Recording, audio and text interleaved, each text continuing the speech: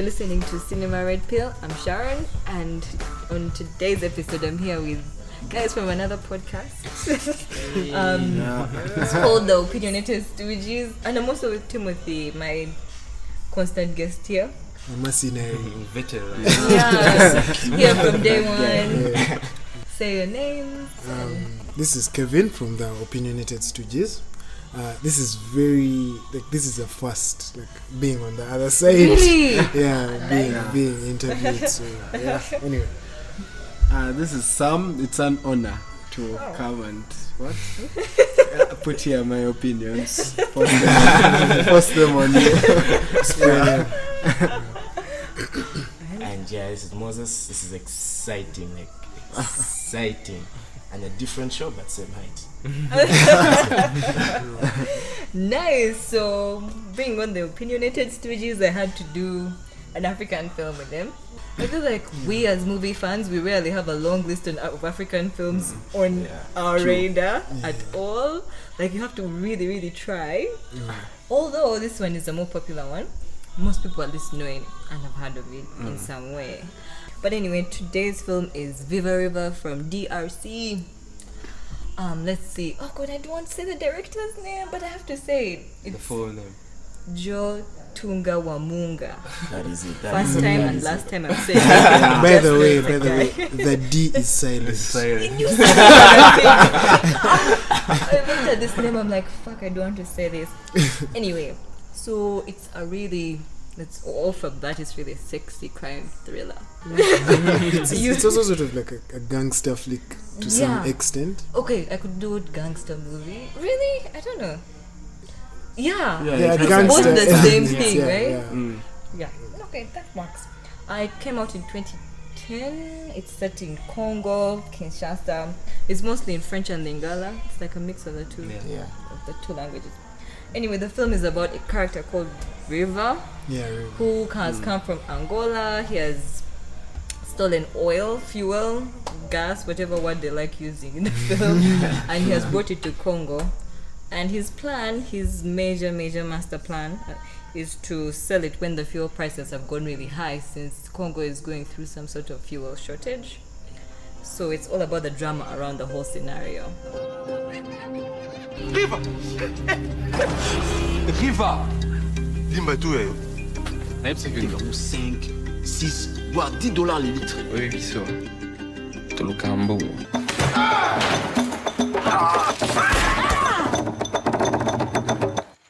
Oui, Riva. So every time I have a guest, they go first. That one's standard. So, so you three are going first. I always go last. So Cool. start with Kevin. For me, I think I tried to think about the African movies that I've actually watched, and I came up with don't laugh, but I came up with Hotel Rwanda and The Last King of Scotland. But then these are movies that was made from Hollywood, right? Yeah. They are not So I was African like, films. I'm doing bad. so anyway, I was skeptical. I didn't think it was going to be good, like Viva Riva. Yeah. But I watched it and I was actually very impressed. I didn't think something purely African could be that good. I'm sorry, but yeah, it was a really nice movie. I liked a lot about it, the character development, the whole plot. A bit of it might feel like they were taking from all the movies of the same genres, but I don't know. They played on their cliches, and it's still it worked out. It's for me generally I really liked the movie. Nice.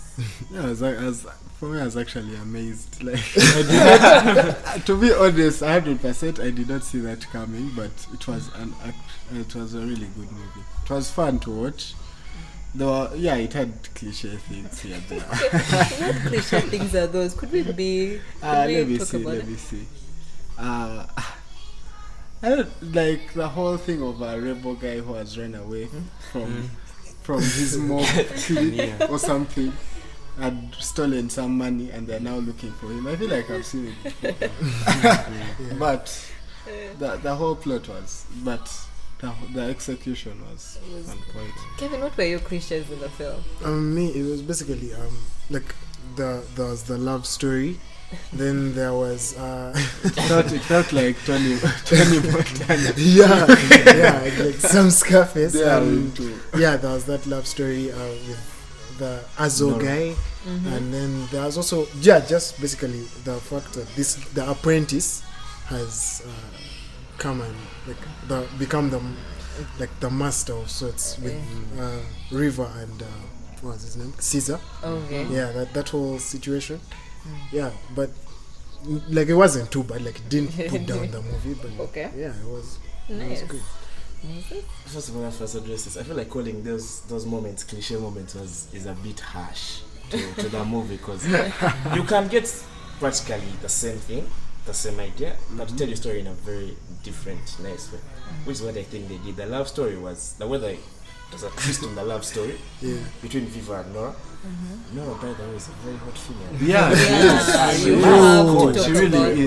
that. Yeah. It's even a bit distracting. I mean, Forget the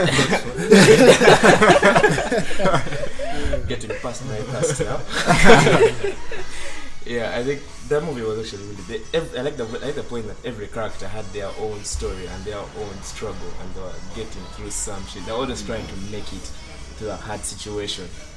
It was a really, really well told story. And then the way it ended, I felt like if Tarantino but it was kind of. or Scorsese made an African movie, this way it would be like that's the way it ended, and the climax just. Please be specific how it ends, because for some people who haven't watched it. Just some detail.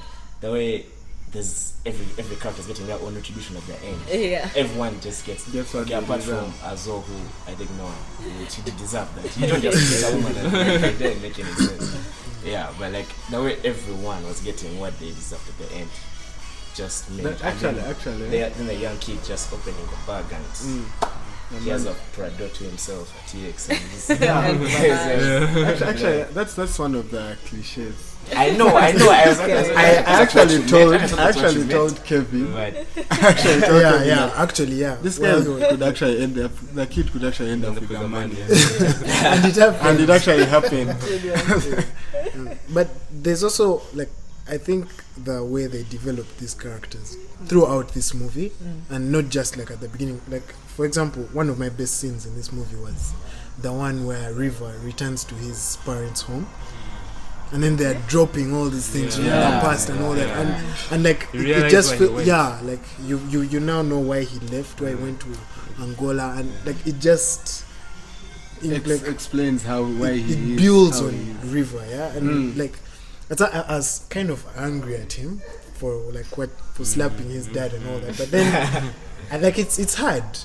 But kind of accused he was the bad brother, and like there was all this stuff, man. The guy had baggage, so like for me that was really strong on the screenwriters part or whatever.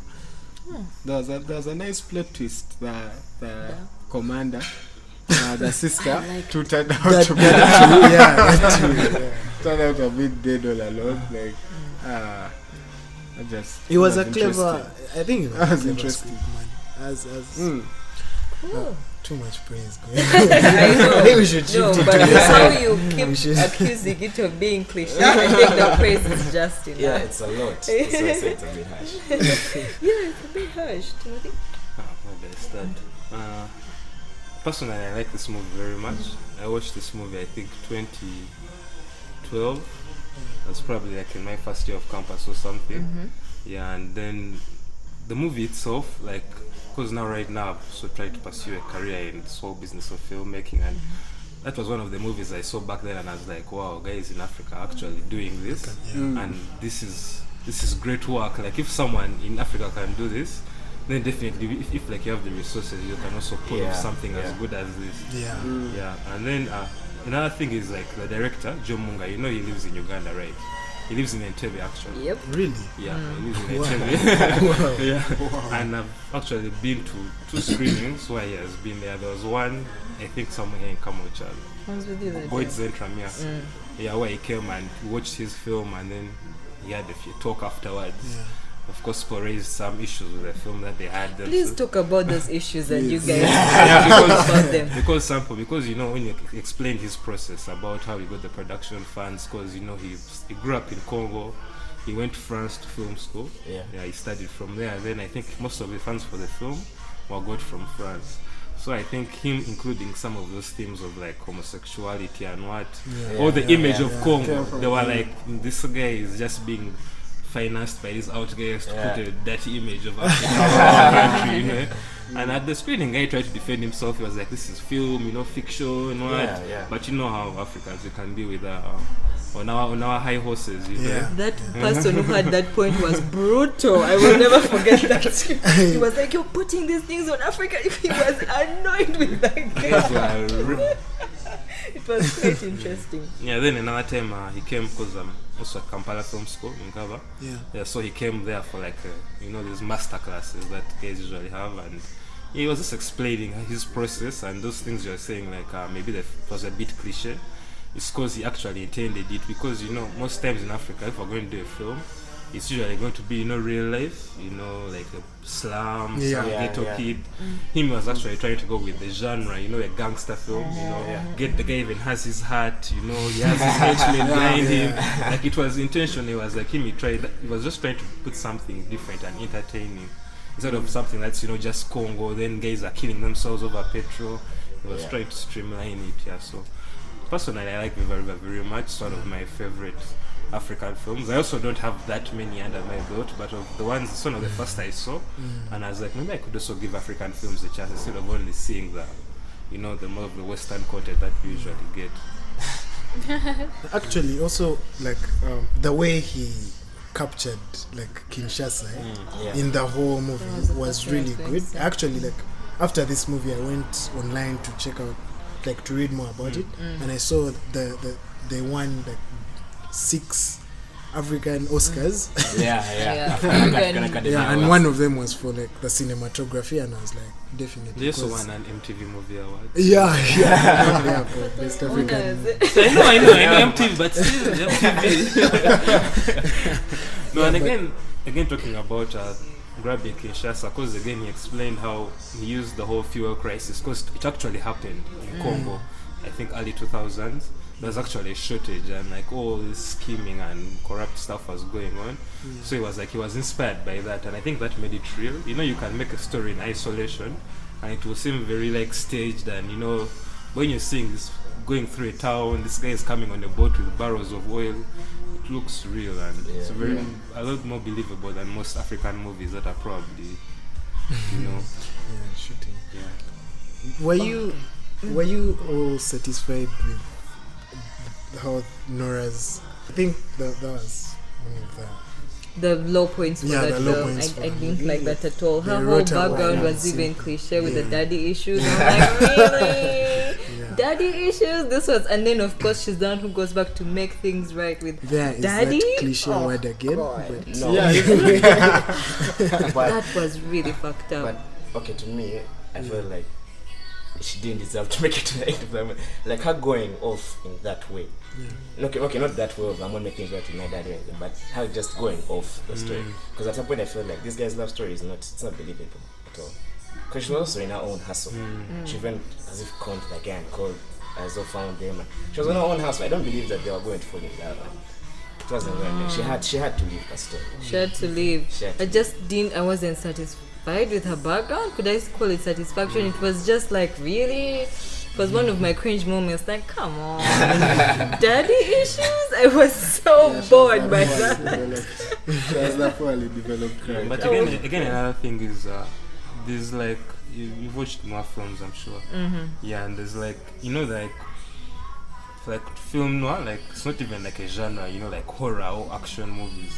It's like defined by particular things. The way it's shot, like when it comes out of the shadows, all those guys walking with hats and trench coats, those kinds of things. So even there's that thing of the femme fatale. Like you like that femme fatale thing, and you're always defending the femme fatale. She plays it really well. And most femme fatales are like that. Actually, doesn't pan out as well as you'd want it, because as you're saying, there was retribution. Everyone was getting what they what was coming to them, but then for her it was a bit off. But I feel like up until the end, she portrayed it quite well because she was very seductive. Really then when she was with him, you're saying so it wasn't believable. No, I felt like they had their chemistry. The chemistry, They had their sexual tension. But like them walking in the sunset. The sunset, it wasn't there. It wasn't there. Although you see this daddy issues thing, which I had a problem with, is because I hate how it's over a thing that every girl who's not the norm has daddy issues. But also the thing is, some people actually have daddy issues. So allow that, I don't know. It's a really confusing scenario. I just don't like seeing it all the time, but it happens. You mentioned film noir, and that's a concept that I've tried to like really understand for a while. But so, would you classify Viva Riva as one of those films? Yeah. Now that's why it gets confusing for me, because like when I was watching Blade Runner, the Ridley Scott, it's also classified as in that that's way. neo-noir. That's neo-noir. Oh, there's a difference. No, I think it's just the time, because film noir was like the 1930s till like the late 50s.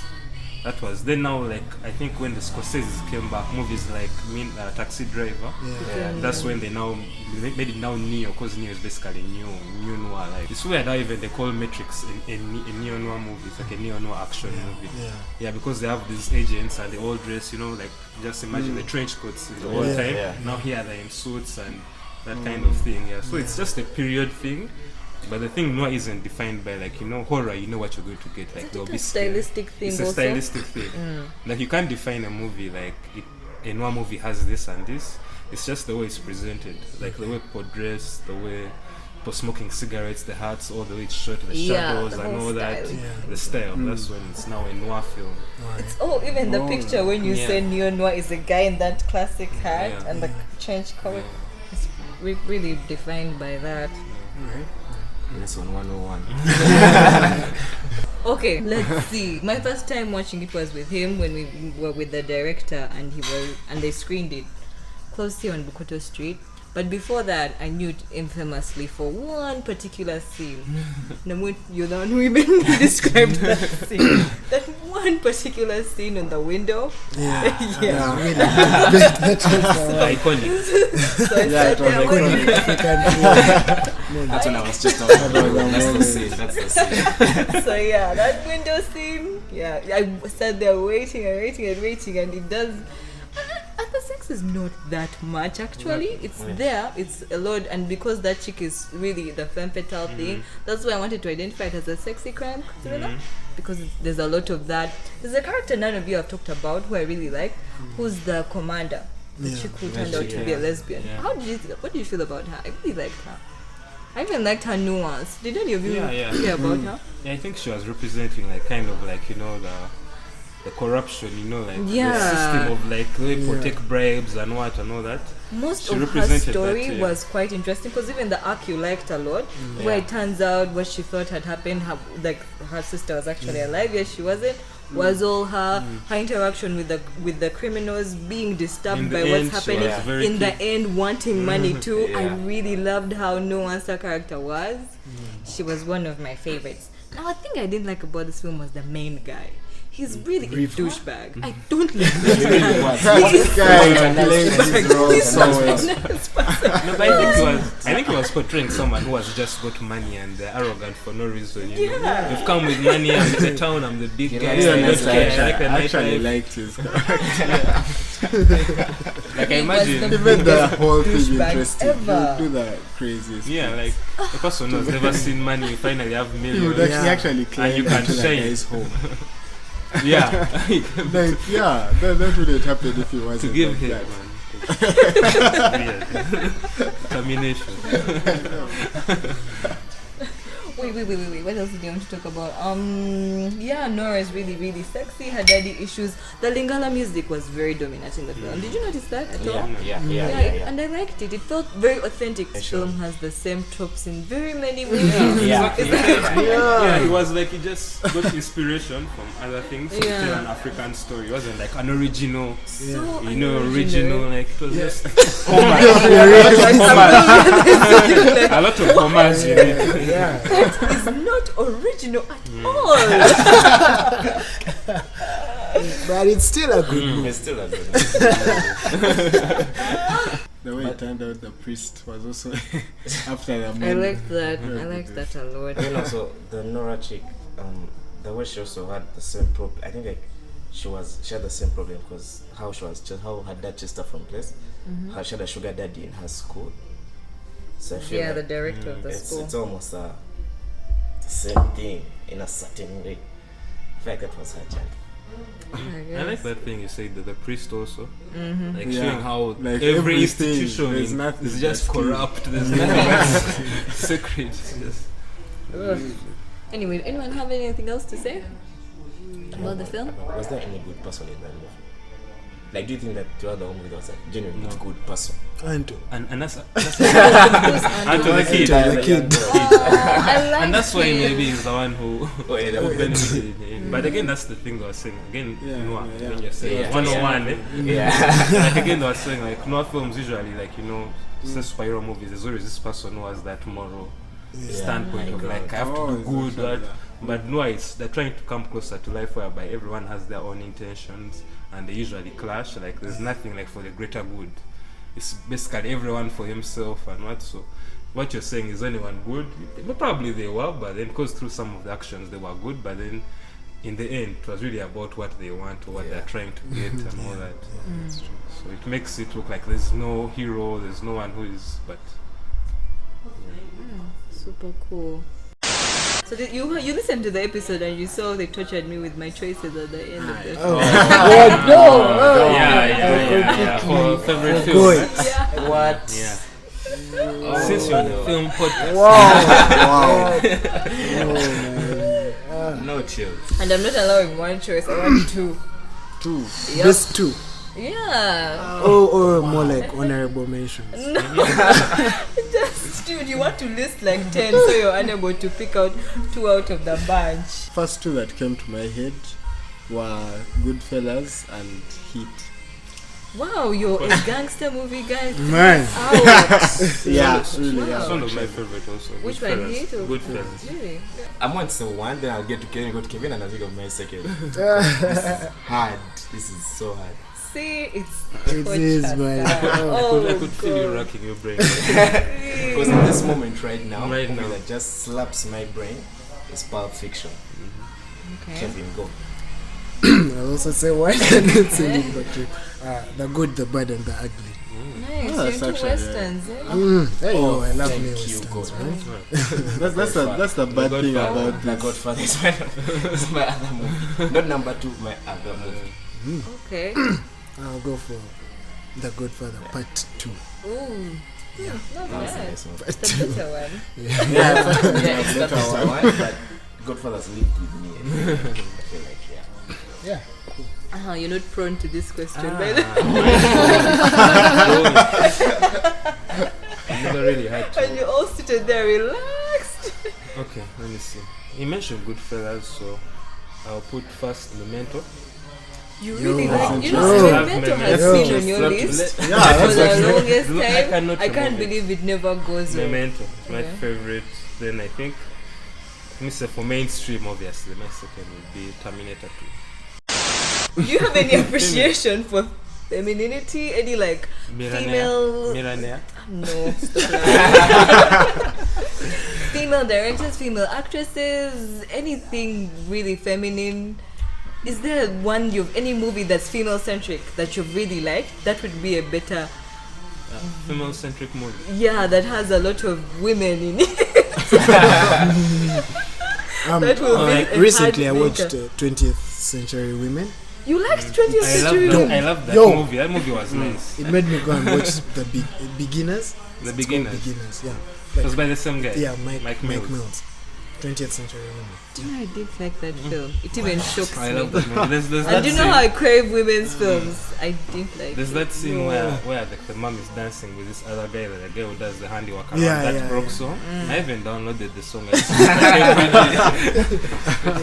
I was excited for that film. Yeah? I know. I can't believe I didn't like it. I need to understand why. But I was watching it and not enjoying it. Not even enjoying Greta Gerwig. And do you know how I love Greta chick, yeah. Gerwig? It's insane. Anyway, other than the last movie you watched, the way it's I'm like waiting the for last someone thing to you say saw. Mean Girls. Mean Girls is a low-key classic, by the way. It is. Yeah. Yo, that's a classic. Yeah. Hard That's choice. a very hard question. Very, very I hard. think you'll have to come back to me.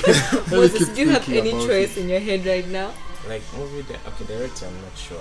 Even like just movie, not director, just a movie that has a lot of women in it. That's centered around the women. Devil Wears Prada. You could have gone Really? for Bridesmaids. Bridesmaids. You really By like the it? way, You're I right. think that's what it is to me. Bridesmaids. It was a nice movie, but I don't know. I think I don't know. Yeah, but anything Meryl Streep, Ah, nice. Kate Blanchett does anything. Good Yo. treatment. That's They're dope. That's it. Have you thought of any now? You can copy their choices. Bridesmaids.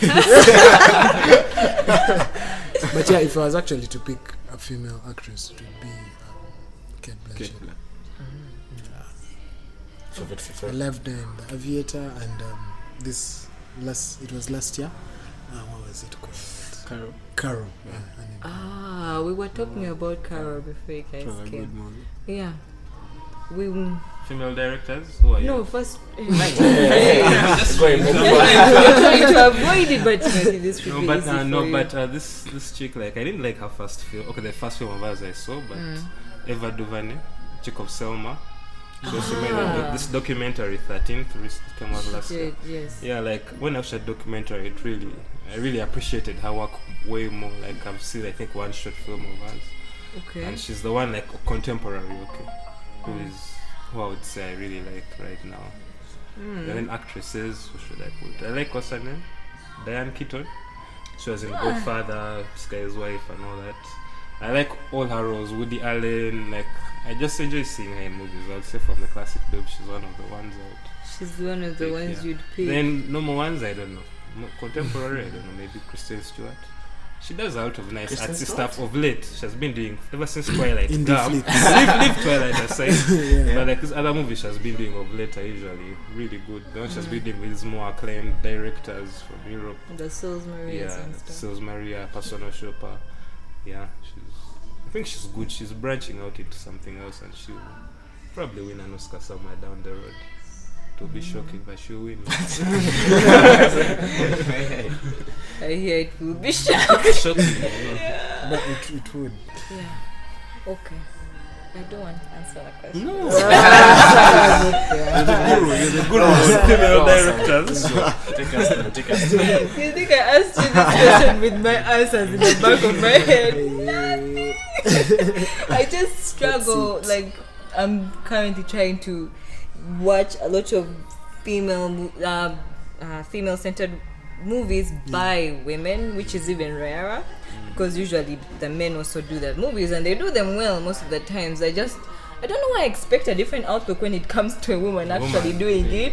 And I recently watched one that was the worst thing I've ever seen. It was horrible, and it was by so many women, written, directed, edited, cinematography, everything. The whole crew was women, but the movie is terrible. I wanted to cut my eyes out. So that happens quite a bit. But my favorite actress would be probably Greta Gerwig. She's also super indie. I don't even think you can think of a mainstream movie which she's in. She's so indie, and she plays this bubbly character that I like, who's extremely. I like that because I this rare representation for normal people. I think most of the times it's a femme fatale or someone who really fits, and she's nice. I like her. For the directing, I'll go with the most mainstream choice, which would be Catherine Bigelow. I really like her. She's cool. what are movies called? The war one, Zero Dark 30 and Hurt Locker. the Hurt Locker. Oh, also The Hurt Locker. She's the first woman to win an Oscar. And she was married to James Cameron, so must have been a lot of skill in that household. You know, the second person I think about also has a male guy connected to her. Sophia Coppola. Yeah. Then there's what's Andrea Arnold. Oh my Marina God, how Day. could I not think of Andrea Arnold? I loved American Honey. Sorry, digress from the female thing. I think No, digress completely. We're done with it. Nagging Mrs. Kevin saying, why don't you like Wes Anderson? Wait! You said you didn't like. I said I didn't like. And you guys, we talked about this when I was at your place. I said so. You said you didn't Wes like Moonrise Anderson, Kingdom. that one definite. I don't like Moonrise Kingdom, and it's most people's favorite. I have a problem with Moonrise Kingdom. Can I tell you that I watched that movie in campus? Yeah. And then that's when like I had like this mind-opening thing. That's when I was like, because for the first time I realized the importance of a director, because his style was different, you know. Yeah. Like his camera doesn't move like anyone. It's usually a straight line, two backwards.